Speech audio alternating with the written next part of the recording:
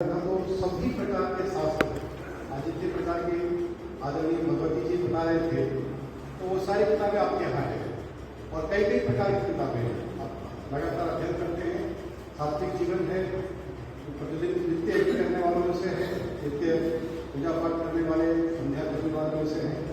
305 कथाएं आपकी अभी तक हो चुकी है 98 से लेकर अभी तक। और इस वृंदावन में आप पिछले 15 वर्षों से प्रतिवर्ष कथा कर रहे हैं और हिताश्रम जो यहाँ पर है आप उनके शिष्य भी हैं और यहीं पर ही छत्तीसगढ़ से जो लोग हैं सब परिवार आते हैं, 150-200 परिवार आते हैं, एक सप्ताह रहते हैं, आपकी कथा होती है, बाकी समय पूरा वृंदावन का भ्रमण होता है।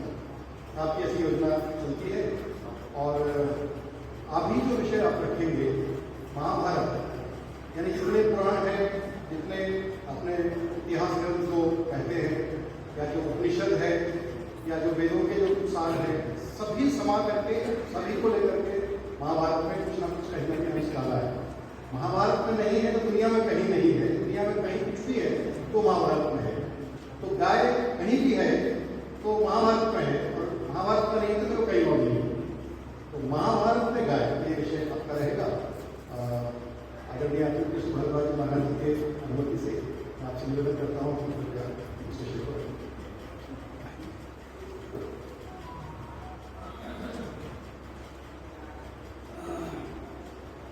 ये गौ माता की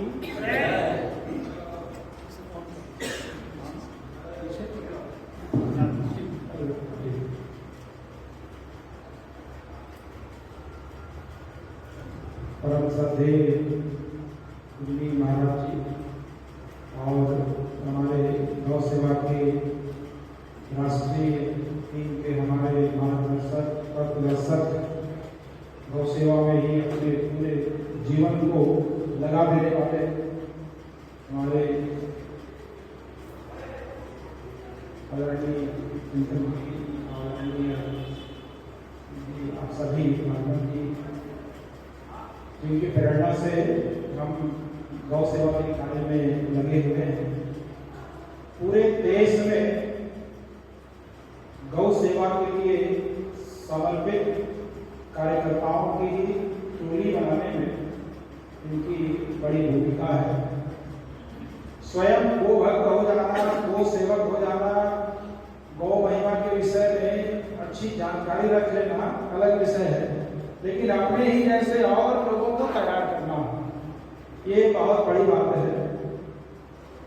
तो जैसे पारस पत्थर लोहे को सोना बनाते जाए वैसे ही न जाने कितने लोहे स्वर्ण बनते जा रहे हैं सबकी प्रेरणा से। अच्छी बात है। पवित्र वृंदावन धाम में और पवित्र कार्तिक मास में गौ महिमा कहने सुनने का ये अवसर बना है। कथा वर्तमान दौर में श्रीमद् भागवत जी की सर्वाधिक हो रही है और रामचरितमानस की। अन्य पुराणों की कुछ हद तक उपेक्षा भी हो रही है। अब पूर्व पुराण, नारद पुराण, तिवारी पुराण, इनकी तो इस पुराण की कथा अब लगभग नहीं के बराबर है। उसी प्रकार महाभारत की कथा भी अब स्वतंत्र रूप से बहुत कम सुनाई देती है। छत्तीसगढ़ में लोक गायक लोग पांडवानी के रूप में महाभारत कथा कहते हैं। तीजन भाई पद्मश्री भी उसी में मिलाई गई और देश विदेशों में पांडवानी के माध्यम से महाभारत की प्रस्तुति उन्होंने दी। लेकिन पांडवानी गायक बहुत पढ़े लिखे नहीं होते थे, गांव के साधारण लोग होते थे, लोग गायक होते थे। तो कई बार उनकी द्वारा बताई हुई कथा में प्रामाणिकता में कमी हो सकती थी, लेकिन गांव में इस प्रकार एक अच्छी कथा को महाभारत की पांडवानी के माध्यम से कर देते थे। तो धीरे धीरे शहरीकरण से वो भी कम होते जा रहा है। क्योंकि श्रीमद् भागवत की और रामचरितमानस की कथा सर्वाधिक होती है, लेकिन हमारे आदरणीय राजमंत्री जी ने भी बताया कि जो महाभारत में नहीं है वो कहीं नहीं है। तो वेदों का विभाजन किया ध्यान से, ऋग्वेद, यजुर्वेद, अथर्ववेद, सामवेद, सुमंतु, पैल, जनवेद, ऐसा कायन को एक विषय का एक वेद का आचार्य बनाया। लेकिन स्त्री शूद्र द्विजबंधु नाम त्रैल श्रुति गोचरा, इसका अनुभव करते हुए कि कल्याण मुक्ति मोक्ष के अधिकारी तो सभी हैं, सभी वर्ण के हैं, तो उनका भी कल्याण हो जाए, इसलिए महाभारत की रचना उन्होंने की और उसको सब पढ़ें सुने और अपना कल्याण करने में भी समर्थ हो जाए। तो महाभारत में बहुत अधिक अधिकार व्यवस्था उन्होंने नहीं रखी। वेदों में तो अधिकार व्यवस्था है, रावण जी में भी कुछ अधिकार व्यवस्था है, लेकिन महाभारत के बहाने उन्होंने जो भी गुप्त रहस्य हैं हमारे पुराणों के वेदों के, उनको प्रकट किया और इसीलिए ये बहुत बड़ा भी ग्रंथ हुआ, 1,00,000 श्लोकों वाला विस्तृत ग्रंथ हुआ। इस विस्तृत ग्रंथ में बहुत से पर्व हैं और उनमें विभिन्न कथाएं हैं, लेकिन उपदेश भी बहुत अधिक है। स्थान स्थान पर चाहे भीष्म जी के माध्यम से हो या अन्य ऋषि मुनियों के माध्यम से वो सब हमको प्राप्त होता है, तो हम सबको महाभारत ग्रंथ अवश्य पढ़नी चाहिए। कुछ भ्रांतियां हैं महाभारत के विषय में, घर में रखेंगे तो महाभारत हो जाएगी, कई लोग रखते नहीं है। वहाँ दुर्ग में हायर सेकेंडरी स्कूल में प्राचार्य देव मिश्रा बोले मेरे घर में महाभारत पुस्तक है, पत्नी रोज लड़ती है, नदी में विसर्जित कर दो, आप रखेंगे तो रख लो। मैंने कहा मेरे घर में 3 पहले से एक और दे दिया, और मैंने कहा आज तक तो घर में महाभारत नहीं हुई। और रही बात छोटी मोटी बातों की, तो किसके घर में महाभारत ना भी हो तो भी कलह नहीं होती है, ये तो घर से जीवन है, होता है, रखेंगे तो भी होगा, नहीं रखेंगे तो भी होगा। लेकिन इतना अच्छा ग्रंथ है, उसको पढ़ना चाहिए और घरों में रहना चाहिए। गीता प्रेस से सरल 2 खंड में भी है, संक्षिप्त करके, लेकिन आपको विस्तार से पढ़ना है तो 5-6 खंड का जो है श्लोक सहित सानुवाद, उसको पढ़ना चाहिए। अब महाभारत में गो महिमा, इस विषय पे कहने का मुझे आदेश हुआ है। प्रथम सत्र में हमारे आदरणीय जी और बाद में हमारे पूज्य आचार्य जी ने चित्रगुप्त के विषय में जो बात कही, थोड़ा सा उसको लेकर मैं महाभारत में आता हूँ। भिलाई में कथा हो रही थी, पूज्य सुमेरु पीठाधीश्वर स्वामी चिन्मयानंद जी महाराज ब्रह्मलीन है, मेरे साथ लगभग 10-12 कथाओं में पूरे 9 दिन के लिए उपस्थित रहे, उनका सानिध्य मुझे मिला। तो एक श्रोता ने प्रश्न किया कि बैंक में कोई इतने स्टाफ के लोग होते हैं, अकाउंटेंट होते हैं, क्लर्क होते हैं, बही खाता होता है, और चित्रगुप्त जी या धर्मराज जी के यहाँ पृथ्वी की आबादी लगभग 6 अरब है, कितने लोग मर चुके हैं उनका पुराना रिकॉर्ड भी रखते होंगे, तो कितने अकाउंटेंट होंगे, कितने क्लर्क होंगे और कितने बड़े बड़े रजिस्टर होंगे, कितना बड़ा कार्यालय होगा, ये प्रश्न किसी श्रोता ने पूछा। प्रश्न तो उसका ठीक है, जैसा उसने समझा प्रश्न किया, और प्रश्न से कभी घबराना नहीं चाहिए। कथा में हो प्रश्न हमारी जिज्ञासाओं को बढ़ाते हैं, पढ़ने की और रुचि हमें लाते हैं, कभी प्रेरित करते हैं। तो उसका एक प्रश्न आया, जैसे उसका प्रश्न आया तो शंकराचार्य जी ने कहा इसका उत्तर मैं दूंगा जब मेरी बारी आएगी, तो ये तो कथा कह देते मुझको टोक दिया, मैंने कोई बोल नहीं किया।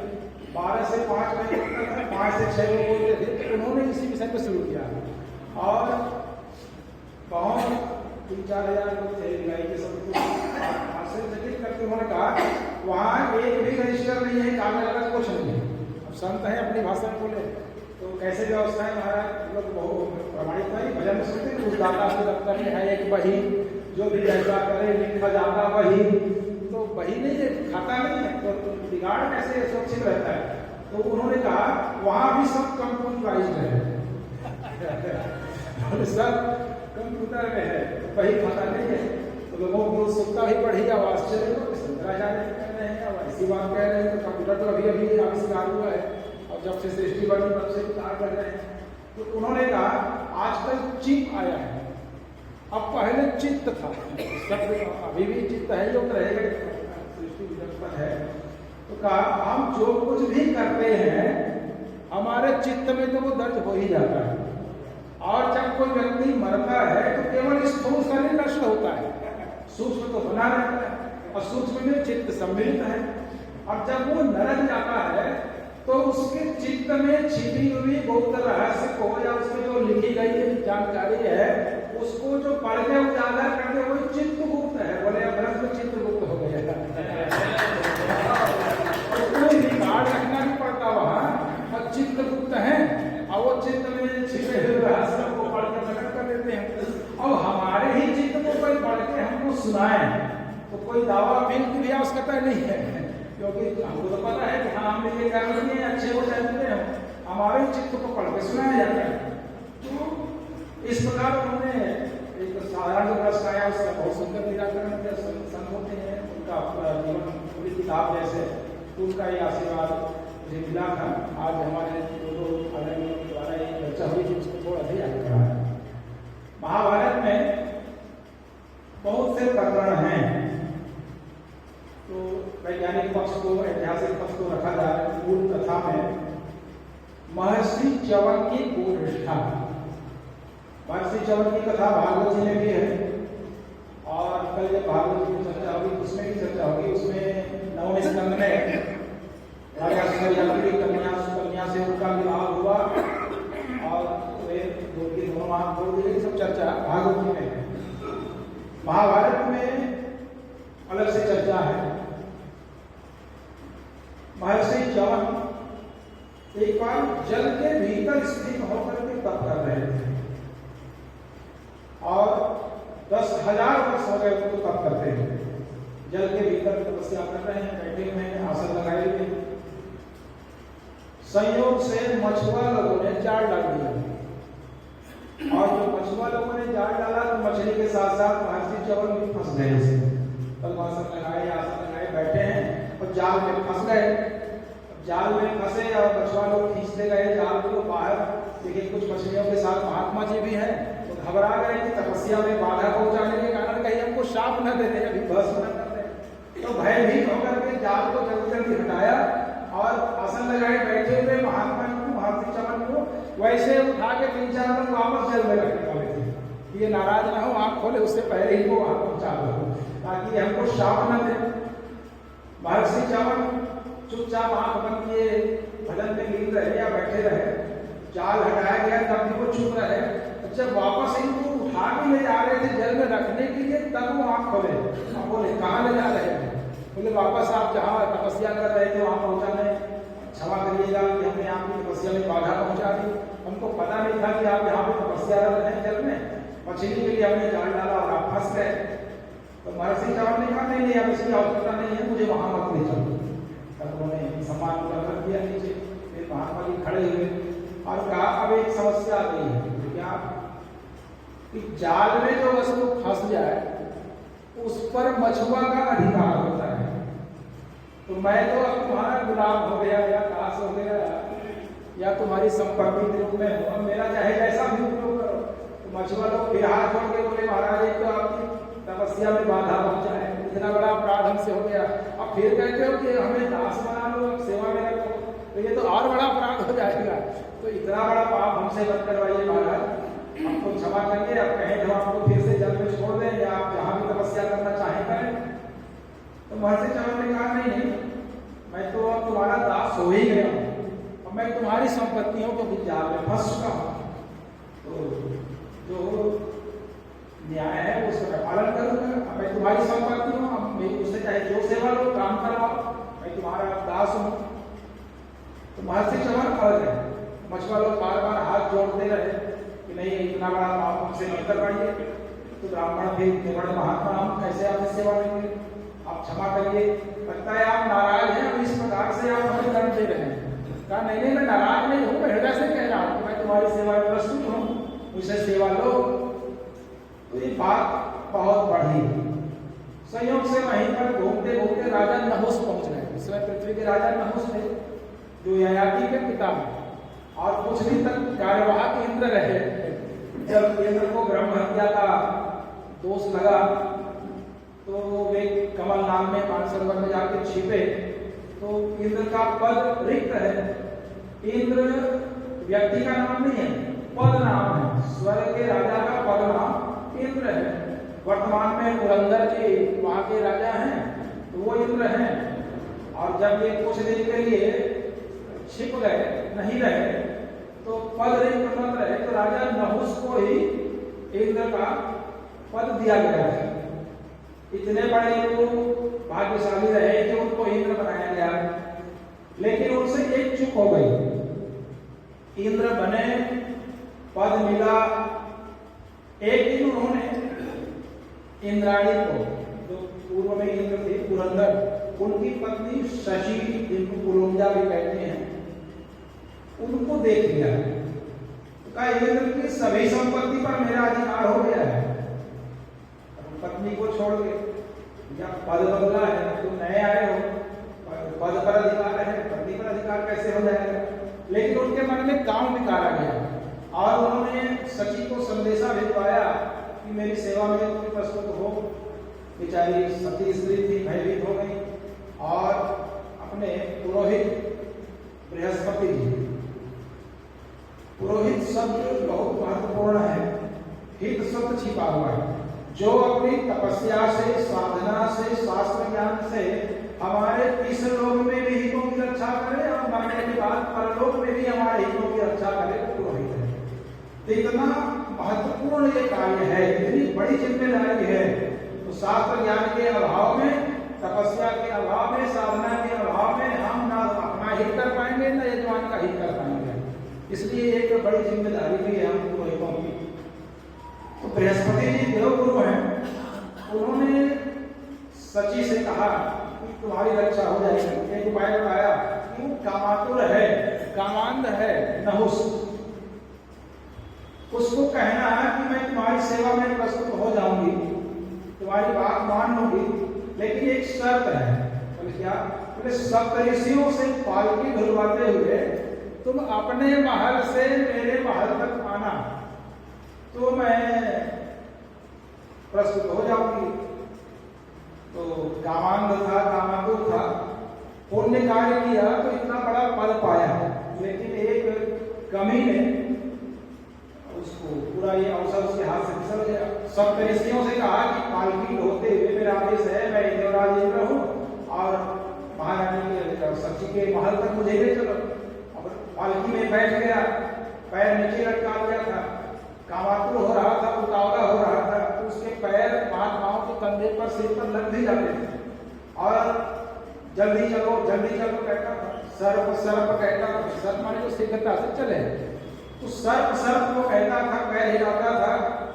तो महर्षि अगस्त से सहन हुआ नहीं और कहा सर्प कह रहा है तो जा सर्प ही बन जा। तो अजगर बन के वो गिरा, धरती पर आकर गिरा। बाद में भीमसेन जी को उसने लपेटा और युधिष्ठिर जी ने प्रश्नों का उत्तर दिया, तो उसकी मुक्ति हुई भी कथा महाभारत में भी है। तो राजा नहुस पहुंचे मछुआरों के पास और च्यवन के पास। जब यहाँ पहुंचे और बातचीत को उन्होंने सुन लिया, जो समस्या क्या है वो समझ लिया, तो उनके मुख से ये बात निकल गई कि महर्षि च्यवन सेवा करें ये भी अच्छा नहीं है, और इन्होंने जो कहा कि जाल में जो वस्तु फंस जाए वो मछुआ की संपत्ति है, ये भी सही है। तो बीच का रास्ता निकालते हैं और ऐसा करते हैं कि मैं महर्षि च्यवन का मूल्य चुका देता हूँ। अब ये बहुत बड़ी चूक हो रही है राजा का उससे। एक ब्राह्मण का, वो भी तपस्वी ब्राह्मण का मूल्य आगने चले, ये बड़ी चूक हो रही है। लेकिन उनको लगा कि कोई दास हो तो उसका मूल्य चुका के उसको मुक्त करते थे पहले। कहा मैं इनका मूल्य चुका देता हूँ मछुआ लोगों को, और मछुआ लोग इनको मुक्त करते हैं। तो मछुआ लोग तो ऐसे ही छोड़ने को तैयार थे, वो तो लेने को नहीं तैयार थे, डर रहे थे, पहले से भयभीत थे। राजा ने कहा कि कुछ मूल्य दे देता हूँ, तो राजा मछुआ लोग मान रहे, आप जो दे दो महाराज। तो महर्षि च्यवन ने कहा नहीं, जो दे दो उससे काम नहीं चलेगा। एक तपस्वी ब्राह्मण के लिए जो उपयुक्त मूल्य हो उसका आप भुगतान करेंगे तो ही मैं मुक्त होऊंगा। तो राजा ने उसने कहा 10,000 स्वर्ण मुद्रा दे दो महाराज। उस जमाने में 10,000 स्वर्ण मुद्रा भी बहुत बड़ा धन होता था।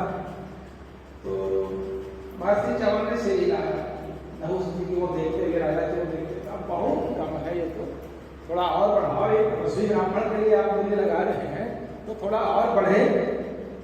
तो बढ़ाते उनका 1,00,000 स्वर्ण मुद्रा दे दो, ये भी बहुत कम है, थोड़ा और बढ़ाओ। 10 लाख स्वर्ण मुद्रा नहीं, बहुत कम है, तो और बढ़ाइए, थोड़ा भी अच्छा ही बढ़ाइए। तपस्वी ब्राह्मण का मूल्य है तो वो बढ़ते बढ़ते 1 करोड़ स्वर्ण मुद्रा पे है, फिर भी कहा ये बहुत कम है।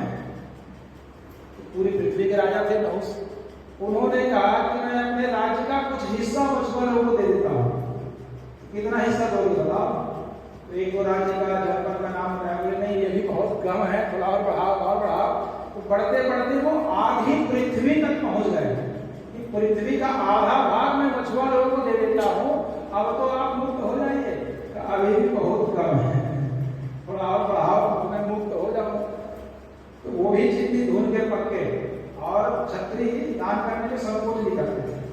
आज भी क्षत्रियों का एक गुण है, हमारे कुछ क्षत्रिय यजमान कहते हैं महाराज जी जब कोई ब्राह्मण आ जाए तो क्षत्रिय को 1 रुपया भी जेब में बचाना नहीं चाहिए। उस समय तो जो है पूरा न्यौछावर बचा ले, वो क्षत्रिय नहीं है, उस दिन बचना नहीं चाहिए, जो भी पास में है उसका दान करें, ये उनकी परंपरा थी। तो राजा नहुस के पीछे नहीं हटे, तभी तो उनको इंद्र का लोक मिला, दान दिए। तो आखिरी में उन्होंने कहा, झल्ला के लिए कहा, सहस का मैं अपना पूरा राज्य, संपूर्ण पृथ्वी इन मछुआ लोगों को देने को प्रस्तुत हूं, बस आप मुक्त हो जाए महाराज। तो महर्षि चवन कहते अभी भी बहुत कम है। अब राजा नहुस और क्या मैं इससे ज्यादा उनके पास कुछ था भी नहीं, का मेरे पास जो कुछ था वो तो मैंने निवेदन कर दिया महाराज, अब अभी तक आप मुक्त नहीं हो रहे, तो मैं क्या दूं, आप कुछ बताइए। तो महर्षि चवन ने कहा मैं कैसे अपना मूल्य बताऊं, तो आपको तय करना है। कहा मैं जो तय करता हूं आप कम कह देते हैं और सहमत नहीं होते और आप बताते भी नहीं हैं। तो महाभारत में एक बात वहां और लिखी है कि गोकर्ण जी की तरह गाय के पेट से जन्म लिए हुए एक महात्मा वहां है। तो केवल गोकर्ण जी गाय के पेट से नहीं जन्मे, भागवत जी में कल चर्चा होगी तो चर्चा होगी। तो गोकर्ण जी की तरह गाय के पेट से जन्मे हुए एक महात्मा वहां पर आए और उन्होंने कहा मैं बताता हूं कि महर्षि चवन का मूल्य क्या है। क्या मूल्य है आप बताइए? कहा ब्राह्मण अमूल्य है और उसमें से तपस्वी ब्राह्मण तो और भी अमूल्य है, तो इनका मूल्य कोई लगा ही नहीं सकते। तो बोले फिर इनको इनके बदले में फिर हम दे क्या? कहा एक अमूल्य वस्तु का मूल्य कोई अमूल्य वस्तु ही हो सकता है। तो बोले धन से इनको हम नहीं तोल सकते या इनका मूल्य नहीं लगा सकते। तो पृथ्वी में ब्राह्मण के अलावा और कौन है जो अमूल्य है? कहा गौ माता। गौ माता का भी कोई मूल्य नहीं है और तपस्वी ब्राह्मण का भी कोई मूल्य नहीं है। पूरी पृथ्वी की संपत्ति भी लुटा दे तब भी एक गाय के बराबर नहीं है और एक ब्राह्मण के बराबर नहीं है। तो हमको यहाँ पर ब्राह्मण महिमा को हाईलाइट नहीं करना है, कथा में गौ महिमा को हाईलाइट करना है, चूंकि इसलिए इस दिशा में मोड़ेंगे कि महर्षि चवन के मूल्य के रूप में हमने पूरे पृथ्वी को रखा तो भी उनकी बराबरी नहीं कर सके, लेकिन एक गौ माता ने कर दिया है ब्राह्मण के मूल्य की बराबरी। तो एक स्वस्थ गाय राजा नहुस ने मछुआ लोगों को दिया, खड़ा सही। लेकिन व्यावहारिक पक्ष देखिए, आज का व्यक्ति सोचेगा व्यवसायिक है, पूरी पृथ्वी का राज्य मिल रहा था, इनको बुद्धू बना दिया एक गाय देके। आज इतनी भयावह परिस्थिति है, एक तरफ तो महाभारत में गौ का मूल्य कितना बताया गया, पृथ्वी की संपत्ति राज्य भी बराबर नहीं कर सकते। अब व्यावहारिक स्थिति क्या है?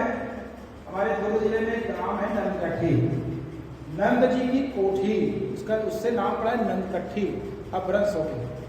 तो कोठी वाले धान का जो भंडार होता है, तो उस गांव में 2-3 साल 4 साल पहले चरवाहा लोगों ने मना कर दिया कि हम गाय नहीं चराएंगे। तो ग्राम सभा की बैठक हुई और लोगों ने तय किया कि अब इस गांव में कोई भी एक भी गाय नहीं रखेगा, क्योंकि चरवाहा लोग मना कर दिए। अब गाय रखेंगे तो फसलों को चलेगी, किसान का नुकसान होगा। तो इस गांव में अब कोई भी एक व्यक्ति गाय नहीं रखेगा, और रखेगा तो खुद चराएगा, अपनी जिम्मेदारी पर रखेगा। तो दुर्ग जिले में एक अति भ्रष्ट व्यक्ति ने गौशाला खोली थी, जिसमें एक ही रात में लगभग 700 गायों की मृत्यु हुई थी। तो मीडिया में आया था। 40 दिन तक 3 गौशालाओं में ताला लगा दिया उसने, सभी नौकरों की छुट्टी कर दी और बंद करके अपने घर में आके ढिलाई में रुक गया। तो 900 गायें थी, उसमें से 700 मर गई। बची हुई 200 गायों को जब हम लोग गए चारा लेके तो इतनी कमजोर हो चुकी थी कि सामने पात्र में चोकर रखते थे, आहार रखते थे, कुट्टी रखते थे, नेपियर लगा हुआ रखते थे, तो अपनी गर्दन नहीं संभाल पा रही थी। उनको पाटल चढ़ाया गया, मीडिया के दबाव में 200 को भी वहां से हटाया गया, वो भी बची नहीं कुछ दिन। तो उसी व्यक्ति को बुलाया गया उस नलकट्टी गाँव में। अब उसकी 3 गौशालाएं अनुदान प्राप्त चलती थी छत्तीसगढ़ में। उसको बुलाया गया तो उसने कहा अनुदान तो मिलने में 4-6 महीने लग जाता है, आपके गांव में कितनी गाय है? बोली लगभग अब 1000 गाय है। कहा मैं ले जाऊंगा इसको, तो लेकिन आप गाय भी दोगे और प्रति गाय के पीछे 500 रुपया और दोगे तो मैं गाय ले जाऊंगा। तो एक गाय का मूल्य हो गया -500। मैं कहता हूँ बताओ, यहाँ तो ऋणात्मक में आ गया। और वहाँ महाभारत में पूरी पृथ्वी की संपत्ति भी एक गौ माता की बराबरी नहीं कर पा रही थी। तो व्यावहारिक पक्ष को भी हमको देखना पड़ेगा। अब मछुआ तो वो व्यक्ति ले तो गया गायों को, लेकिन उसकी एक भी गाय गौशाला नहीं पहुंची, सीधे वो महाराष्ट्र भेज दिया उसने कटने के लिए। उस गांव को भी कितना बड़ा पाप लगा होगा, 100-150 गाय ही उस गांव में बची। तो चलिए, तो मछुआ लोगों को सिर्फ एक गाय मिली। पूरी पृथ्वी के राज्य का प्रस्ताव आया था, अब बदले में सिर्फ एक गाय मिली। कहीं ऐसा न लगे कि बुद्धू बना दिया गया, छल हो गया, अब एक गाय तो मिली है। तो मछुआ लोगों ने ऐसा नहीं सोचा, उन्होंने तो कहा कि महर्षि चवन मुक्त हो गए, यही हमारे लिए बहुत बड़ी बात है कि उनसे हमको सेवा लेने का पाप नहीं करना पड़ेगा, हम बच गए। तो वो तो प्रसन्न हो गए। लेकिन महर्षि च्यवन पूरे विश्व को एक गौ माता का महत्व बताना चाहते थे। उन्होंने कहा आज मछुआ घाटे में नहीं है, इनको एक गौ माता मिली है, ये मछुआ को जीवन भर मछली मारने का काम कर रहे हैं, पाप कर रहे हैं, जीव हत्या कर रहे हैं। अब इनको तो नरक में जाना पड़ेगा। अब नरक से बचने का कोई श्रेष्ठ उपाय है तो वो है गौ माता की सेवा और गौदान। आजकल गौदान कहने से थोड़ा सा मैं भयभीत होता हूँ। जैसे ही कहते हैं, विशेषकर छत्तीसगढ़ में तो बहुत कोसली गायें बहुत छोटी हो गई हैं, कम दूध देने वाली हो गई हैं, या अब तो दूध देने लायक भी नहीं बची। हमारी खुद की गौशाला है, निजी गौशाला, बिना अनुदान प्राप्त किए मैं चलाता हूँ, सरकार से जो दाम मिलता है उसी से चलाता हूँ। 113 गाय हैं गौशाला में, पोसनी है सभी, कोई गिर साहिवाल भी नहीं है। उसमें से लगभग 90 गाय दूध देने लायक भी नहीं, क्योंकि अधिकतर लोग बीमार गाय, बूढ़ी गाय या जो सड़क में घायल गाय, उन्हीं को गौशाला में छोड़ते हैं, लाला के हम लोग उठा के ले जाते हैं। तो उनको हम दूहने पर भी तैयार आती है कि कैसे इनको दूहें, कमजोर हैं। तो जो यहाँ सेवा से धीरे धीरे जो थोड़ी स्वस्थ हो जाए तो फिर उनको, और हम लोगों को प्रशिक्षण में आदरणीय हमारे उन्होंने बताया आपने कि 1 पाव से कम दूध है तो मत दूहो, बछड़ा पिएगा तो धीरे धीरे, बछिया जो पिएगी तो बाद में वो अधिक दूध देने वाली बनेगी। तो हम लोगों ने गौशाला में दोहना ही बंद कर दिया है। बोले 10-5 साल बाद देखेंगे जब गाय कुछ अच्छे सुधार हो जाए स्वास्थ्य में तो बाद में दोहना शुरू करेंगे। तो 113 गाय हैं, हम लोग उसमें आप दही बेचते होंगे, घी बेचते होंगे, तो 5 से 10 लीटर दूध होता है। और केवल हम लोग 2 भाई हैं, दोनों का घर 3-4 किलोमीटर डिस्टेंस में है, तो उनके घर जाता है 2-3 लीटर, 5-6 लीटर हमारे घर में, और इतने में ही अब बेचने के लिए बचता ही नहीं है। तो बेचे क्या, दूध बेचना वैसे भी ब्राह्मण के लिए अच्छी बात नहीं है, शास्त्रों में ही वर्णित है, तो बेचते ही नहीं। कुल मिला के लगभग 60 से 70 हज़ार महीने खर्च है। अब वो भागवत कथा से प्राप्त होने वाले आय या बिना मांगे किसी ने दे दिया तो उससे वो गौशाला चल रही है।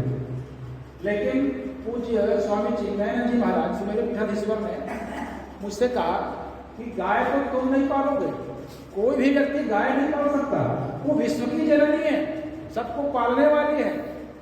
गाय हमको पालती है, हम गौ सेवक हो सकते हैं, गौ पालक नहीं हो सकते। तो गौ सेवक हम हो सकते हैं, तो गौ सेवा कर रहे हैं। पिछले 7-8 वर्षों में, मैं आर्थिक रूप से कोई बहुत संपन्न व्यक्ति नहीं हूँ, लेकिन गौ माता की कृपा से गौशाला में बिना सरकार से 1 रुपया लिए लगभग 60 लाख रुपए लगभग लगा चुके हैं। टीन सेट एक भी नहीं है अपना, सभी पक्का छत ढला हुआ है, 16 mm का राड लगा हुआ है, 50 बाई 18 के 5 ब्लॉक गौ माता के लिए बन चुका है, सर्वे क्वार्टर और बाथरूम सब है, बोर है। तो गौ माता की सेवा यथासंभव हो रही है। तो 10-12 वर्षों में गौ सेवा करते हुए ये अनुभव है, शंकराचार्य ने उससे कहा था कि गौ माता अपनी व्यवस्था कर लेगी। हमारे घर में श्रीमती जी जब अलमारी में पैसा कम हो जाता है, 400-500 रुपया बचे तो संकेत करती है। मैं प्राय अपने लाइब्रेरी में रहता हूँ भीतर, समय मेरा पढ़ने लिखने में, तो वो आगे बताएगा कि 500 रुपया बचा है, अब आप जानो कि घर चलाना है, गौशाला चलानी है। तो मैं हंसते भी कहता हूँ ठीक है। और 1 वर्ष में कम से कम 5 बार ये चमत्कार मैं देख रहा हूँ अपने जीवन में। जैसे ही वो बोल के जाती है कि 500 रुपया बचा है, 10-15 मिनट के भीतर कोई अपरिचित व्यक्ति आता है और मुझको 51,000 दे जाता है। 1 वर्ष में कम से कम 5 बार मैं अनुभव में कर रहा हूँ। तो गौ माता अपनी व्यवस्था स्वयं कर रही है। उन व्यक्तियों को मैं जानता नहीं, अचानक आते रात को 9 बजे आए, 10 बजे आए, दरबार खटकाए, खोले और उनको रसीद भी काट के देते हैं तो मना करते हैं, हाथ जोड़ते नहीं महाराज, उससे अहंकार हो जाता है, ये है वो है, आप उसको गौ सेवा में लगाइए और दे के चले जाते हैं।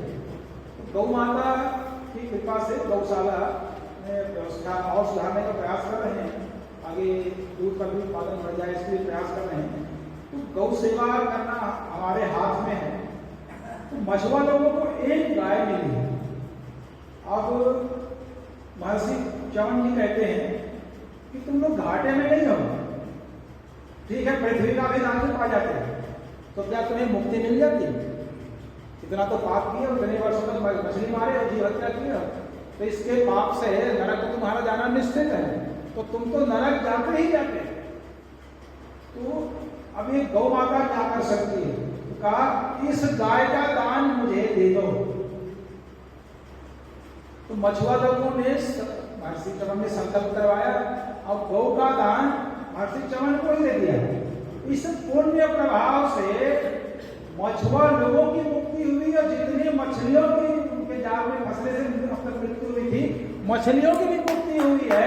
ये महाभारत में लिखा है, तो संदेह करने की आवश्यकता ही नहीं है। हमारे पूज्य आचार्य जी ने कहा कि अपने शास्त्रों पर संदेह नहीं करना चाहिए, उसमें जो लिखा है उस पर हमें पूर्ण विश्वास होना चाहिए।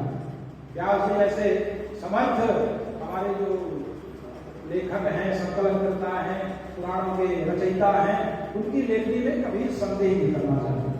नहीं समझ पा रहे हैं कि ये हमारी अक्षमता है, हमारी अज्ञानता है कि उस विषय को हम समझ नहीं पा रहे हैं, ये मानना चाहिए, पर ग्रंथों पर संदेह नहीं करना चाहिए।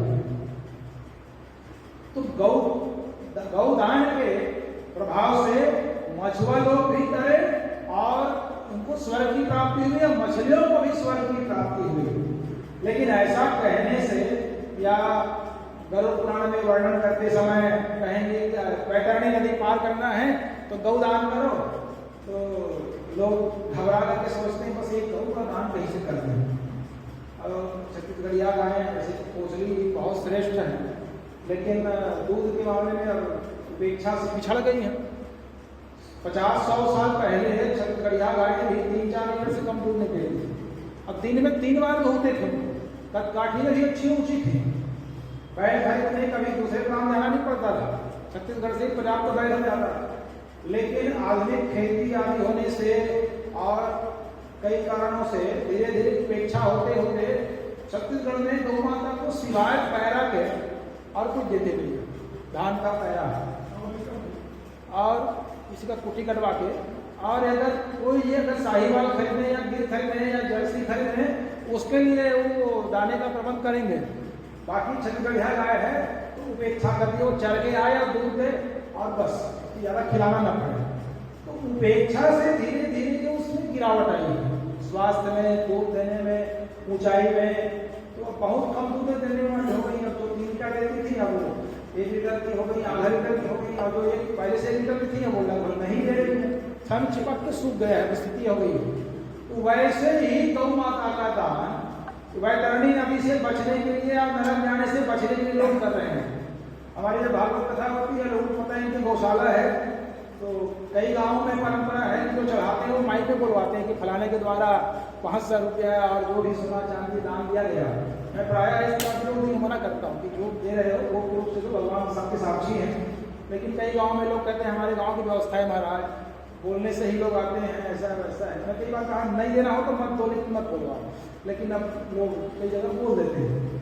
तो जहाँ मैं रहता हूँ सिरसा के लोग क्या करते हैं, ऐसे तो गौ माता चूँकि 113 हो चुकी हैं, खर्चा भी 60-70 हज़ार महीना हो चुका है, तो आगे भय हो जाता है कि प्रबंध कर पाएंगे कि नहीं, तो बढ़ा नहीं पा रहे हैं, जगह तो 5 एकड़ है पर्याप्त है। तो लोग क्या करते हैं, महाराज जी भागवत जी में आज हमने 10 काठा धान 50 रुपया और 4 गाय अपने घर में इसको चढ़ा दिए, माइक पे घोषणा करवा देते हैं। अब 4 गाय एक व्यक्ति ने चढ़ा दिया, किसी ने 5 गाय चढ़ा दिया, किसी ने 1 बछवा चढ़ा दिया, तो एक भागवत में 30-40 आ जाए तो फिर पंडित करेंगे क्या। तो मैंने लोगों को फिर कहना शुरू किया कि देखो भाई, शास्त्रीय विधि है, गौदान करना है, जैसे नंद बाबा ने किया, जैसे शास्त्रों का प्रमाण है कि सींग खुला हुआ नहीं दिखना चाहिए, उसमें सोना मढ़वाओ, और फूल खुला नहीं दिखना चाहिए, उसमें चांदी मढ़वाओ, गले में कांसे का घंटा रखो, रेशमी वस्त्र आच्छादित करो, लाल टूस कपड़ा पूजा वाला नहीं, या 40 रुपए की धोती नहीं। हमारे गुरु जी कहते थे जो लंगोट बनाने में ही काम है, आजकल वो पूजा में आने लग गया है। तो रेशमी वस्त्र कोसा, जैसे ये कोसा है, बोले कोसा का वस्त्र चढ़ाओ गौ माता के ऊपर, और जितना वो दूध दे उसके लायक दोहनी पात्र दो, वो भी कांसा या पितल का हो, तब गौदान करो। और अच्छी गाय, दूध देने वाली गाय हो, स्वस्थ गाय हो, और एक व्यक्ति को बहुत अधिक गाय का दान भी ना हो, जिससे उसकी सेवा न बिगड़े, जितने को संभाल सके। यदि सेवा ना हो तो पूर्व गौ सेवक को भी दोष लगता है कि यहाँ तुमने कैसे जगह हमको भेज दिया, अब हमारा तो यहाँ भोजन नहीं मिल रहा, सेवा नहीं हो रही, तो उसको भी पाप लगेगा। तो इस विधि से गौदान करो, तो जितनी गाय दोगे हम ले जाने को तैयार है, गौशाला कम से कम स्वावलंबी हो जाए, हर गाय के सींग में सोना मिले, खुर में चांदी मिले। तो केवल बड़ा डालने के लिए बहुत, गौ माता तो गौ माता है, उसकी हम उपेक्षा न करें, लेकिन बूढ़ी गाय, कमजोर गाय, दूध न देने वाली गाय, ऐसे का ही दान हो तो ये अच्छी बात नहीं है। तो अच्छी दूध देने वाली गाय का दान हो, इसका ये सब विधान है, सींग खोल पीठ सबका विधान है। छत्तीसगढ़ में लोग अब चालाक हो गए हैं, बोले महाराज पूरे सींग में तो सोना नहीं लगवा सकते, आपको छोटा सा सींग बना के दे देते हैं सोने का, वैसे ही चांदी का छोटा सा खुर दे देते हैं, छोटा सा ऐसे पीठ बनवा देते हैं, और वो 300-400 रुपए से लेके 1000 भर में आ जाता है, ज़्यादा से ज़्यादा। अब पंडित जी लोग भी चतुर हो गए हैं, बोले हम जेब में रखे हैं, तुम्हारे पास नहीं है तो संकल्प करा के उसके बदले कुछ दान दे दो, तो 200, 400, 500 वो दे देते हैं, अब फूल पीठ सींग सब उसी से हो जाता है, वस्त्र हो जाता है। अब गाय के लिए कहते हैं और अच्छा है कि गाय के लिए भी कुछ दे दो, 100-200 रुपये, गाय न दो तो हमको भी सेवा करने ना पड़े। तो इतनी गिरावट आ गई है, अच्छी बात नहीं। तो महर्षि च्यवन की गोनिष्ठा ये महाभारत में बहुत विस्तार से है। महर्षि च्यवन की कथा श्री भागवत जी में भी है, उस पर कल चर्चा होगी। आदि पुराण में भागवत भी 5 ग्रंथों की भागवत संज्ञा है, सबने सुना। श्रीमद् भागवत जी तो है ही, श्रीमद् देवी भागवत है ही, श्रीमद् देवी भागवत उप पुराण है जिसको महाभागवत कहते हैं। इसके अलावा गर्ग संहिता और आदि पुराण, तो ये 5 ग्रंथ है जिनकी भागवत संज्ञा है। आदि पुराण का भी अध्ययन करना चाहिए। पूतना के विषय में यही बैठे हैं पूरा क्षेत्र में। पूतना कौन थी पिछले जन्म में? गर्ग संहिता में, ब्रह्मवैवर्त पुराण में तो राजा बलि की बेटी रत्नमाला थी। ये कथा लगभग चर्चा में अधिकतर लोग कहते सुनते हैं। आनंद रामायण ने लिखा कि पूतना मंथरा थी, और जब राम जी साकेत धाम जाने लगे तो सब लोग विमान में बैठे मुक्ति पाने के लिए या गोलोक धाम जाने के लिए, साकेत धाम जाने के लिए। 2 लोग नहीं बैठे, डर गए कि वहां ले जाके कुटाई पिटाई ना हो, यहाँ तो मर्यादा पुरुषोत्तम है कुछ नहीं कि मंथरा और धोबी सीता जी पर कलंक लगाने वाला। तो धोबी से कहा कि मथुरा में जन्म लेना, और मंथरा से कहा कि तुम पूतना बन के आना। तो पूतना बन के आई मंथरा जो है, और कृष्ण जी का दर्शन स्पर्श पाके मुक्त हो गई। लेकिन आदि पुराण में एक और विचित्र कथा है कि पूतना पिछले जन्म में चारुमती नाम की ब्राह्मणी थी और कक्षीवान उनके पति थे। दोनों ने 12 वर्ष एकादशी की और एकादशी व्रत के बाद में कक्षीवान ने तीर्थ यात्रा करने चले गए। तो चारुमती घर में अकेली रह गई और बाद में धीरे धीरे उनका पतन हो गया। अनेक पुरुषों से उनके संबंध हो गए। बाद में पति लौट के जब आए कक्षीवान जी और पत्नी के पाप को समझ लिया तो फिर भी क्षमा करके कहा कि अब जो चूक हो गई, आगे तो पतिव्रता धर्म का पालन करते हुए मेरे साथ रहो। लेकिन पति के लौट के आने के बाद भी वो नहीं सुधरी। तो कक्षीवान जी ने साफ दे दिया चारुमती को कि जा राक्षसी हो जाती, वही पूतना बन गया है। लेकिन एकादशी का जो व्रत किया था 12 साल, उसके प्रभाव से कृष्ण जी का दर्शन, स्पर्श और स्तनपान का सौभाग्य मिला।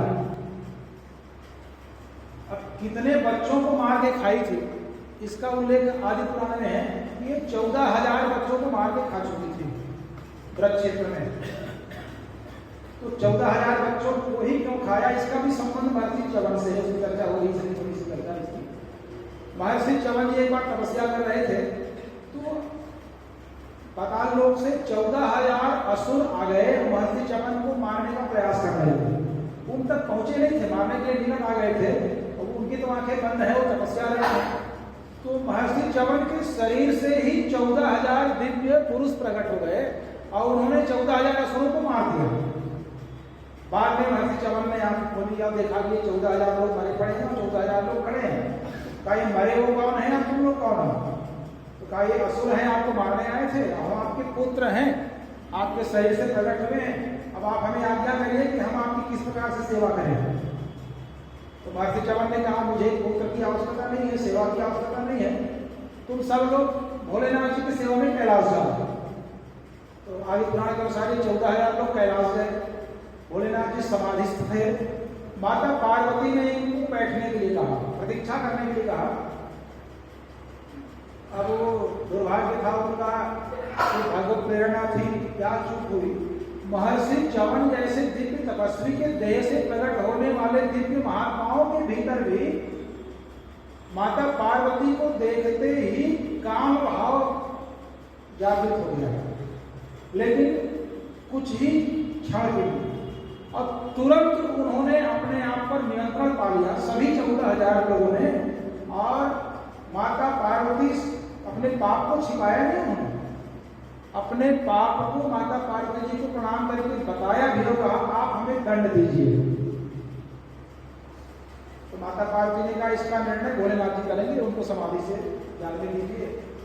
भोलेनाथ जी जब समाधि से बाहर आए, सभी 14,000 लोगों ने भोलेनाथ जी को प्रणाम किया और सर्वप्रथम अपने पाप को बताया कि ऐसी चूक हमसे हो गई है, अब आप हमें पहले दंड दीजिए, उसके बाद हम आपकी सेवा में लगेंगे। महर्षि च्यवन का आदेश है।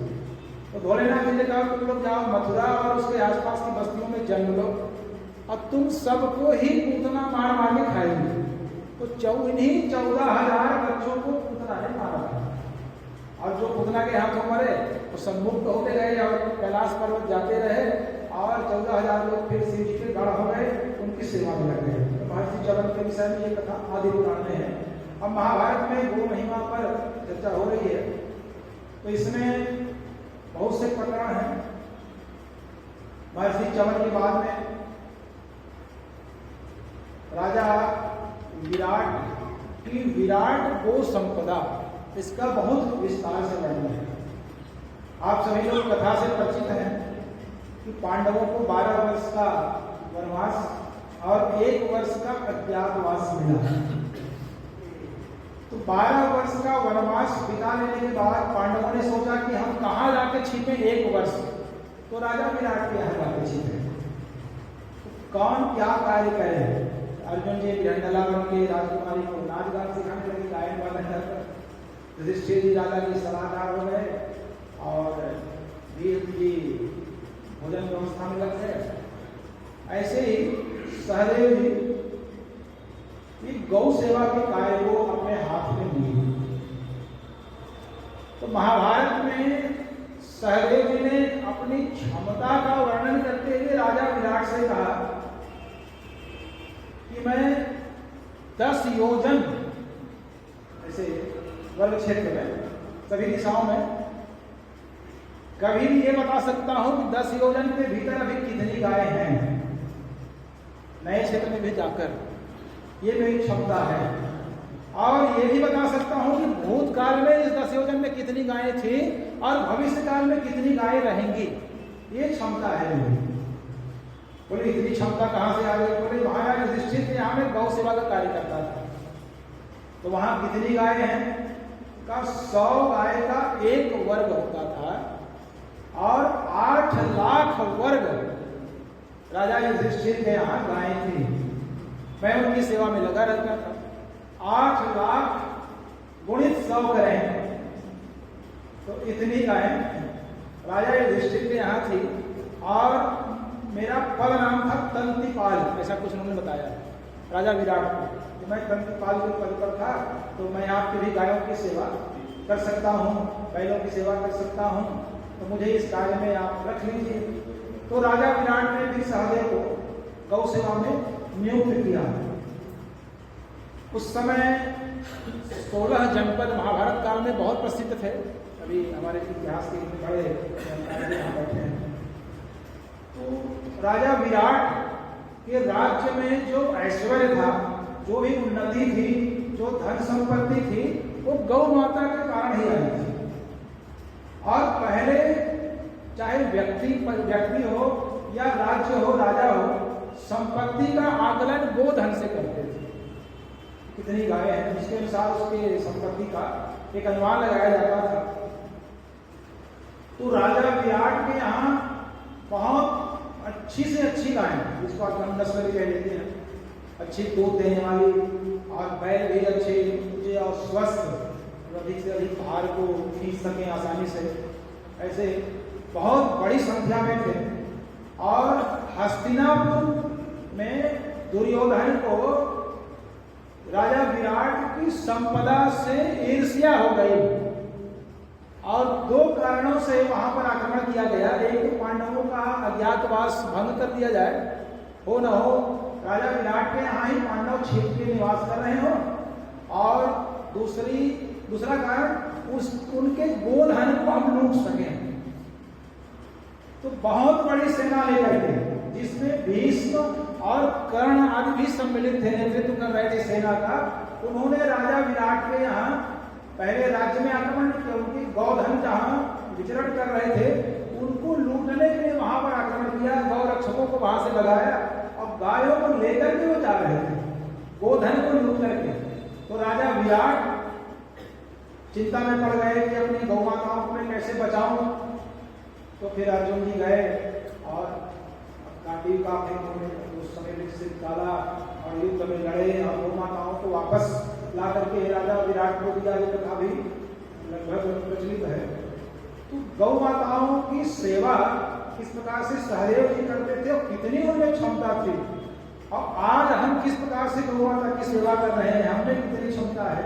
100 गायों को संभालना कठिन हो जा रहा है, वहां 100 गायों का एक वर्ग, 8 लाख वर्ग, और उनको संभाला जाता था और चिंता नहीं होती थी। तो इसका ये हमारी क्षमता घटी गौ सेवा करने की। इसका एक बड़ा कारण है कि अब चारा चरने की भूमि गोचर भूमि नहीं रही, अतिक्रमित हो गए, उनको खेल बना दिया गया, उनको या तो निजी जमीन बना करके अतिक्रमण कर दिया लोगों ने। तो महाभारत में एक प्रकरण ये भी आया है कि गोचर भूमि प्रत्येक गांव में होनी चाहिए, और कितनी होनी चाहिए तो लिखा 1000 हाथ लंबी और 1000 हाथ छोटी, कम से कम इतनी भूमि हर गांव में होनी चाहिए। पहले इससे भी कई गुना अधिक 1000 हाथ की बहुत बड़ी भूमि नहीं होती। प्रत्येक गांव में, छत्तीसगढ़ में भी लगभग 1/3, किसी गांव में मान लो 1000 एकड़ जमीन है किसी का रकबा, तो 300-400 एकड़ तो गौ माता के लिए संरक्षित भूमि रहती थी, जिसमें लोग फसल लेते नहीं थे। वहां गौ माताएं जाके चरती थी और घर में आके दूध देती थी। मेरा मामा गांव छत्तीसगढ़ में सराईपाली सारंगढ़ के आसपास है, वहां का जंगली क्षेत्र है। तो गौ माताएं 3 बार दूध देती, और गौपालक लोग घर में बहुत कम खिलाते हैं, दूध में यहाँ छोड़ देते हैं। वो चल के आती हैं और सवेरे दूध के छोड़ दिया तो 7 बजे छोड़ दिया तो 12-1 बजे फिर घर में आ जाती थी, पेट भर चारा चलती, फिर दूध देती थी, शाम को फिर दूध देती, 3 बार दूध देती, वहाँ दूध देती। और तो घर में भोजन बहुत कम, थोड़ा बहुत पैरा, धान का पैरा ही देते हैं, लेकिन वहाँ पर उनको गोचर भूमि पर्याप्त थी। लेकिन आज अतिक्रमण होते होते होते अब वो नहीं के बराबर है, इसलिए अब गाय को या तो घर में ही रख करके पाले, बाहर तो केवल टहलने जाती है। हमारी गौशाला के आसपास अब घनी बस्ती है और उस गांव में और भूमि नहीं है, तो और लोगों ने ऐसी शर्त में गौशाला के 5 एकड़ जमीन दी कि आप इनको इसी में रखेंगे, यहाँ से बाहर नहीं छोड़ेंगे, हमारी फसल बचे। 5 एकड़ भूमि ग्राम पंचायत में प्रस्ताव करके मुझे दिया, केवल जमीन उन्होंने दिया, बाद में उसमें बाउंड्री वाल का, ट्यूबवेल खनन का, शेड निर्माण का, तो पूरा हम लोगों ने निजी अपने स्तर पर किया। तो वहाँ से गौ माता बाहर में जाती है, तो जो भी भोजन हम देंगे उसके अलावा वो भोजन मिलता नहीं है। सुबह शाम को पैरा देते हैं, थोड़ा बहुत कोढ़ा धान का भूसा है वो पका के देते हैं, कभी नहीं पका पाते तो नमक कोढ़ा मिला के पानी की टंकी में डाल देते हैं। तो इसलिए भी गौ माताएँ बहुत पुष्ट नहीं हो पा रही हैं।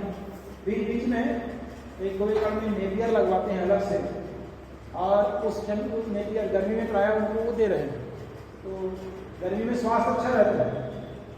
इस वर्ष छत्तीसगढ़ में पैरा का अभाव हो गया पहली बार, पिछले कुछ वर्षों से होते आ रहा था, इस वर्ष तो बहुत भीषण, 300-200 किलोमीटर तक पैरा नहीं मिल रहा है।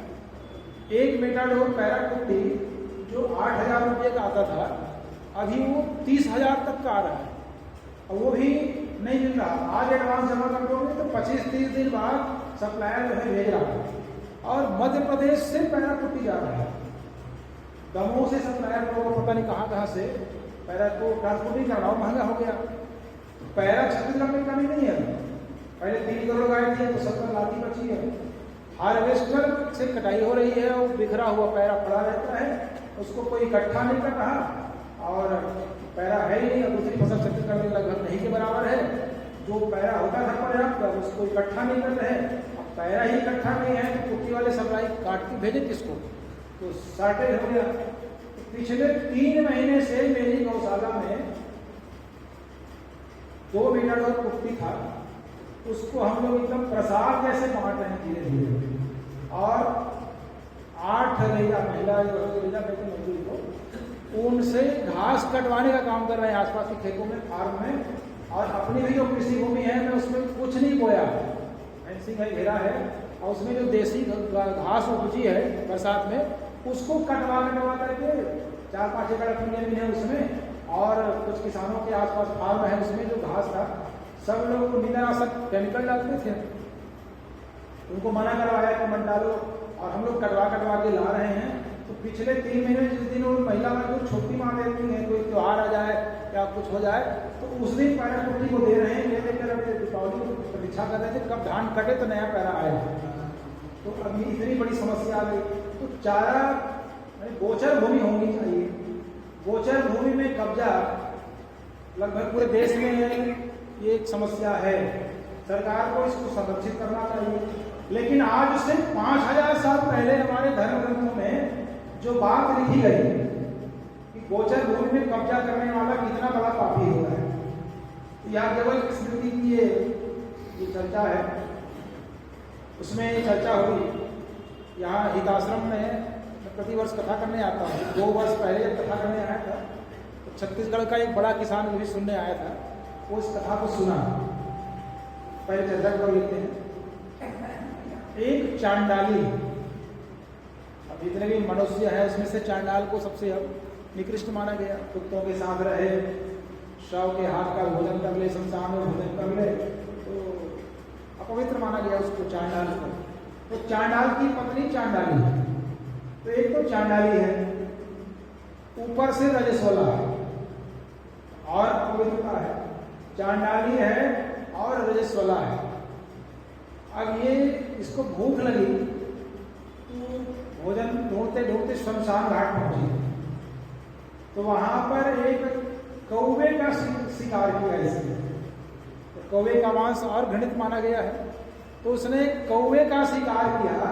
अब कौवे के मांस को अब पकाना है तो पात्र नहीं मिला, तो एक नरमुंड के ऊपर रख के उसने पकाना है। तो चांडाली है, रजस्वला है, कौवे का मांस है, अब नरमुंड में पकाया। पकाने के लिए अग्नि आग चाहिए, तो चिता में जो आग जल रही थी वही नरमुंड रख दिया और उसके ऊपर कौवे का मांस रख दिया, कहा ये पक जाए तो मैं खा लूंगी। अब जब कौवे का मांस पक गया, अभी बहुत गर्म है, तो कुछ देर ठंडा हो जाए फिर मैं इसको ले लूं। तो ठंडा करने के लिए चिता से बाहर निकाल के रखी, तो फिर सोचा इसको ढक दो। तो ढका किससे? कुत्ते की खाल से। सभी अपवित्र से अपवित्र वस्तुओं का एक वर्णन हो रहा है। कुत्ते की खाल बहुत अपवित्र है। कुत्ते की खाल से उसको ढका। एक महात्मा जी देख रहे थे, बड़ी उत्सुकता हुई, बोले इससे मलिन वस्तु और क्या हो सकती है, इसको ढकने के लिए क्या आवश्यकता है? कौवे का मांस है, शमशान घाट में पका है, वो भी चिता की आग में, अग्नि में और नरमुंड में, और इसको ढका भी तो कुत्ते की खाल से। बोले इसको ढकने की क्या आवश्यकता है? अभी तो चांडाली है, फिर रसवाला, इसको ऐसे ही पा जा। कहा नहीं महात्मा जी, वो देखिए ना, वो शमशान घाट के बाजू में जो खेत है ना, वहां पे एक व्यक्ति खड़ा है, हाथ दिख रहा है, उसकी दृष्टि मेरे इस कौवे के मांस पर न पड़े, इसलिए मुझे ढकने की आवश्यकता है। बोले वो व्यक्ति इतना दूषित है, उसकी दृष्टि पड़ते ही तुम्हारा ये अपवित्र से अपवित्र भोजन भी दूषित हो जाए। बोले हाँ। तो बोले ऐसा उसने क्या पाप किया है?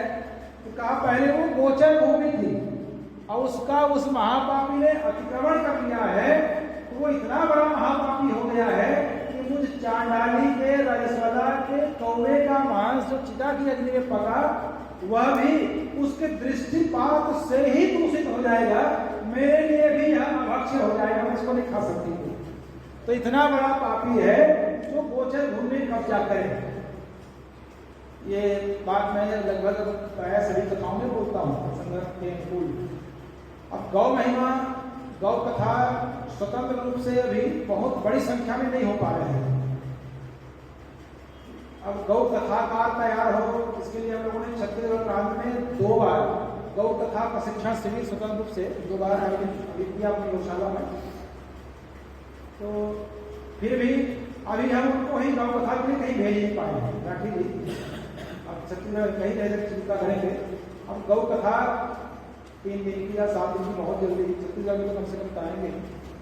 तो गौ कथा की स्वतंत्र कथा बहुत कम हो रही है। भागवत कथा होती है, रामचरितमानस की कथा होती है, विष्णु पुराण की कथा, देवी भागवत की कथा, तो जो भी कथा हो रही है, हम वक्ताओं का ये दायित्व बनता है कि उसी कथा में बीच बीच में प्रसंग के अनुकूल जबरदस्ती ठूसा हुआ विषय न लगे, लोगों के लिए अरुचिकर ना हो, प्रसंग के एकदम विपरीत भी ना हो, लेकिन समावेश हम करते रहें। तो जो वक्ता हैं उनको सीधे सीधे गौ कथा के प्रशिक्षण की आवश्यकता नहीं है। मटेरियल या सामग्री उनके पास पहले से ही है, उसका समुचित उपयोग वो कथा में कैसे करें, ऐसा उनको एक दिशा निर्देश पर देने की आवश्यकता है। नहीं तो हमारे देश में इतने राम कथा के वक्ता हैं और भागवत कथा के वक्ता हैं, बस उनको थोड़ी सी दिशा देने की आवश्यकता है गौ महिमा के विषय में, और उनका अच्छा उपयोग हम कर सकते हैं। और वैसे भी प्रशिक्षण के लिए बुलाएंगे ना तो वे रुष्ट हो जाते हैं। जो वक्ता वर्ग है कई बार आता है, हमको इतना कमजोर समझ रहेगा कि हम प्रशिक्षण लेने आए, तो ये भी कई बार उनके स्वाभिमान को अहंकार न कहें तो ठेस पहुंच के प्रशिक्षण के लिए बुलाया जा रहा है। तो प्रशिक्षण के लिए बस निवेदन करने के लिए, आग्रह करने के लिए आप लोगों को बुलाया जा रहा है। और कथा के बीच में गौ महिमा अब अलग से ठोसने की आवश्यकता नहीं है। ऐसा कोई धर्म ग्रंथ नहीं हमारे हिंदू सनातन धर्म में जिसमें गौ महिमा न हो। यहाँ आने से पूर्व हमारे आदरणीय राघवन जी ने कहा कि भागवत जी में गौ महिमा के विषय में आपको एक सत्र लेना है। तो भागवत जी की कथा तो अब 305 बार लगभग कह चुके हैं, लेकिन गौ महिमा स्वतंत्र कम बोले थे। तो मैंने छांटना शुरू किया, कुछ नोट्स बनाए। तो भागवत जी के पद्म पुराणों महात्म से लेकर 12वें स्कंद तक भागवत जी को एक बार फिर से पढ़ा, ये दृष्टि रख करके। तो भागवत जी को भी हम पढ़े ना, तो हमारे धर्म ग्रंथों की विशेषता है, चाहे रामचरितमानस को पढ़ें, जितनी बार पढ़ेंगे हर बार नया नया अर्थ हमारे हाथ लगता है। समुद्र में गोता लगाएं तो रत्न मिले, वैसे ही हमारे धर्म ग्रंथों को पढ़ें, चाहे भगवत गीता हो, रामचरितमानस हो, वाल्मीकि रामायण हो, महाभारत हो, भागवत हो, तो हमको ये नए नए रत्न हाथ आते हैं। कोरोना काल में ऑनलाइन भागवत जी का प्रशिक्षण हम लोगों ने प्रयास किया। 256 की सीमा है व्हाट्सएप में, 256 पंडितों को इसमें समूह में जोड़ करके प्रतिदिन 11 से 12 दिन में और शाम को 4 से 5 2 घंटे एक सत्र चला रहे थे। तो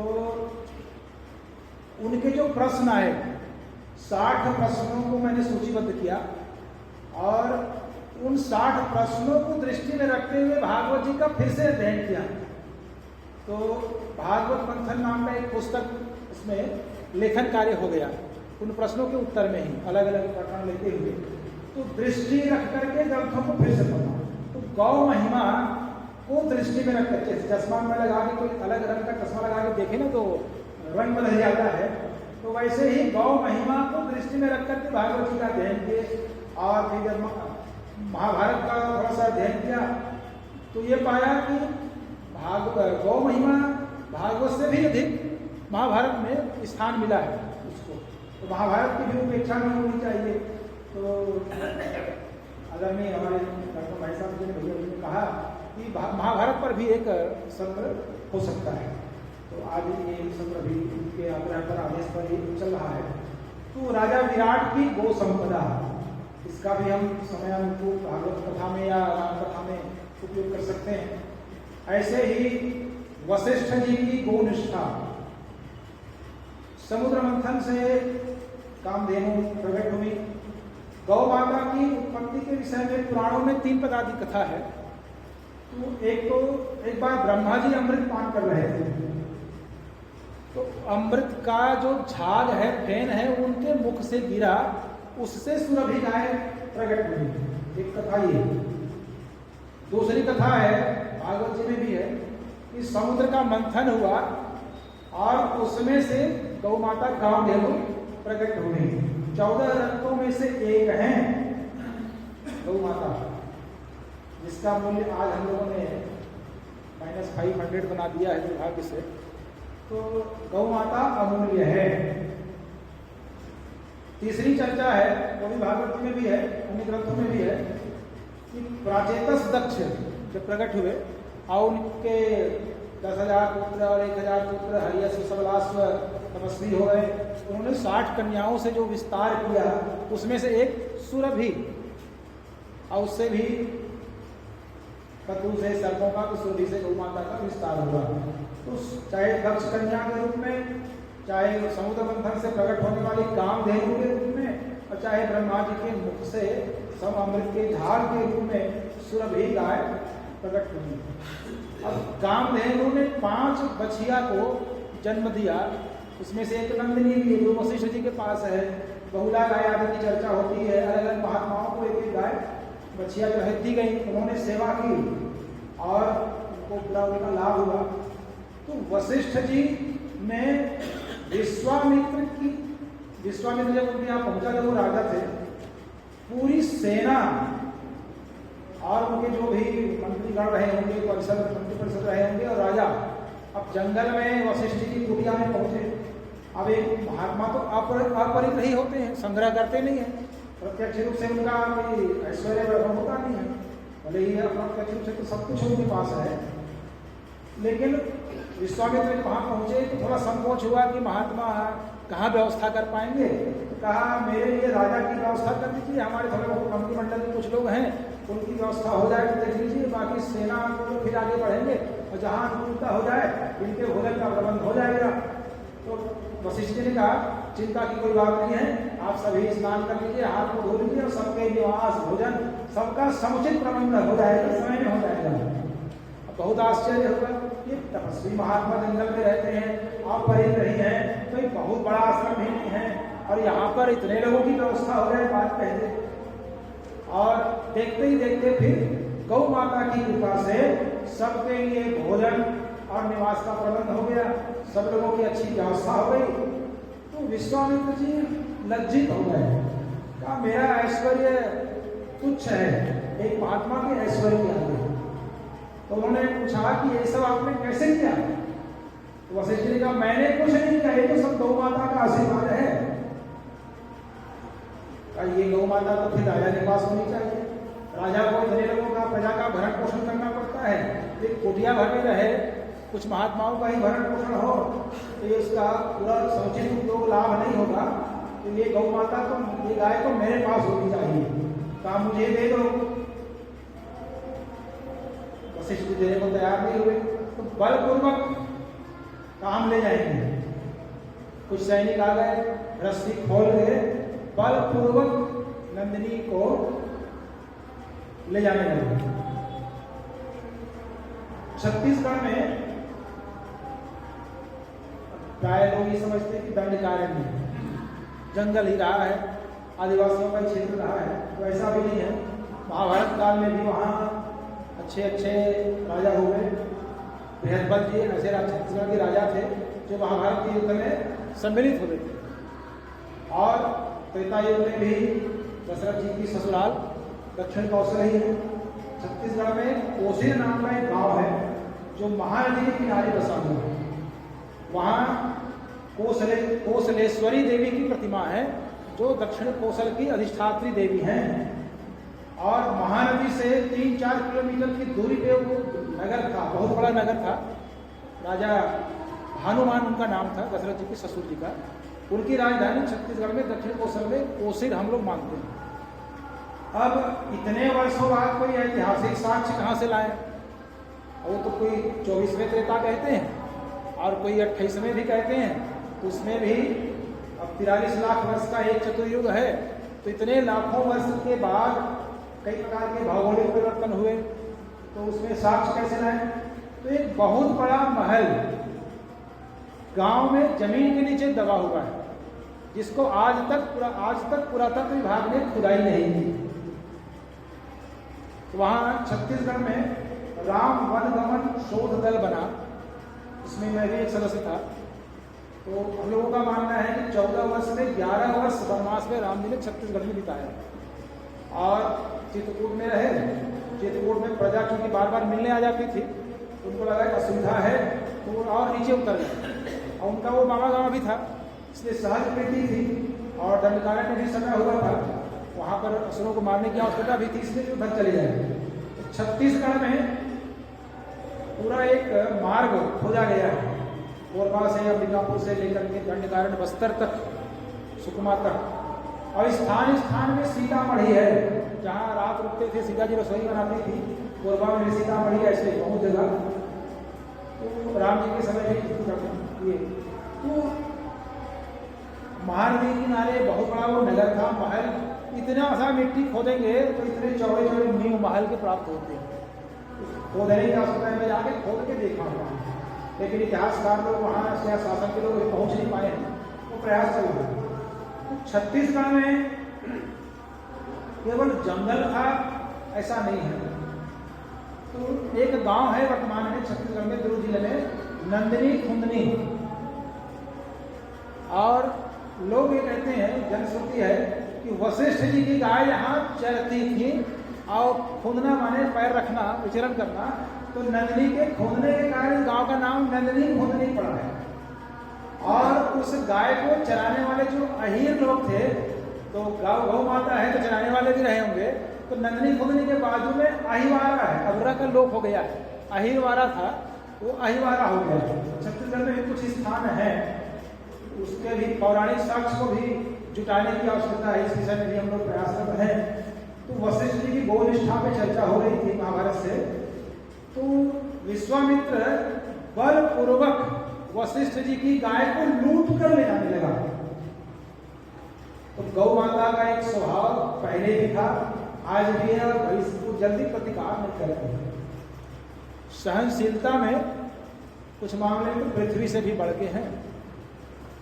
गौ माता विश्वामित्र सर्व समर्था होते हुए भी पूज्य सुमेरुनाधीश्वर जी ने एक बार प्रवचन में कहा था कि गौ माता को अबला मत कहो, वो सर्व समर्था है, और जिस दिन अपने रौद्र रूप में आ जाएगी ना तो पृथ्वी में कुछ भी कर सकती है, किसी का भी विनाश कर सकती है।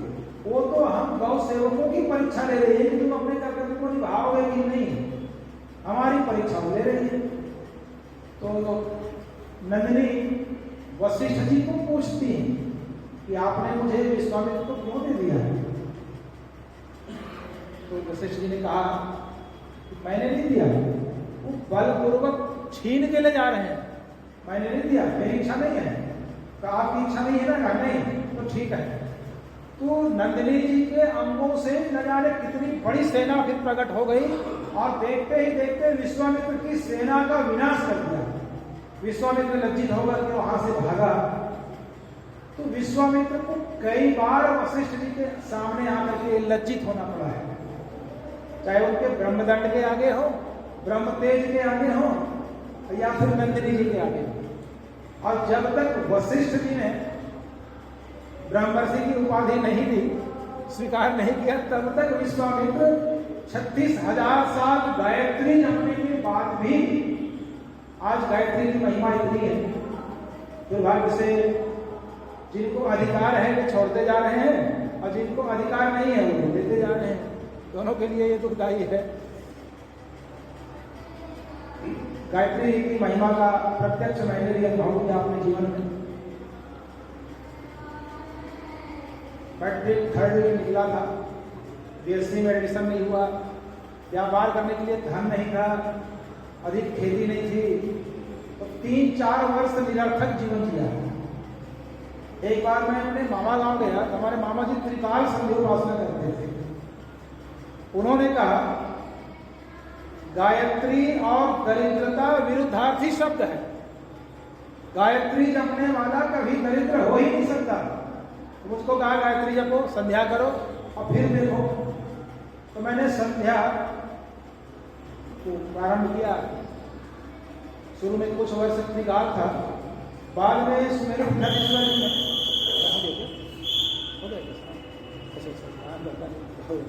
ठीक है रिपोर्ट करते हैं। तो वशिष्ठ जी की गौ निष्ठा इस पर चर्चा हुई।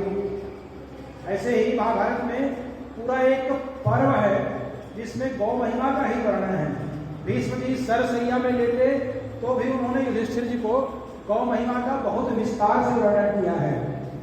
और कुछ प्रकरण ऐसे आए हैं जो वशिष्ठ जी ने कहा महाभारत में ही कि गौ सेवा करने वाले का हर मनोरथ पूर्ण होता है, एक भी इच्छा उसकी अधूरी नहीं रहती, लौकिक भी और उसके बाद भी पारलौकिक भी है, पारलौकिक है वह भी, वो हर प्रकार से समर्थ हो जाता है। तो हम सबको महाभारत को भी थोड़ा पढ़ना चाहिए। भ्रांति में ना रहें, भय भी ना रहें, घर में रखें, जरूर पढ़िए और उससे भी नोट्स बना करके भागवत कथा हो चाहे राम कथा हो, उसमें भी हम इनका पूरा लाभ लें। समय सीमा का ध्यान रखते हुए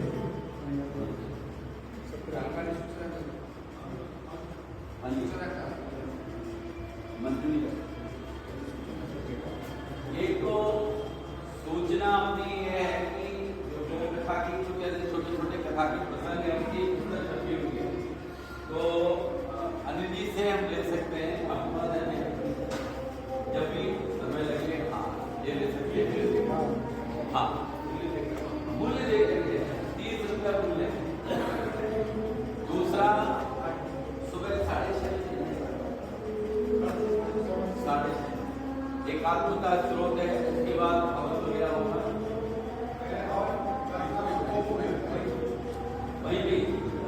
वहीं पे होगा। चलिए सब लोग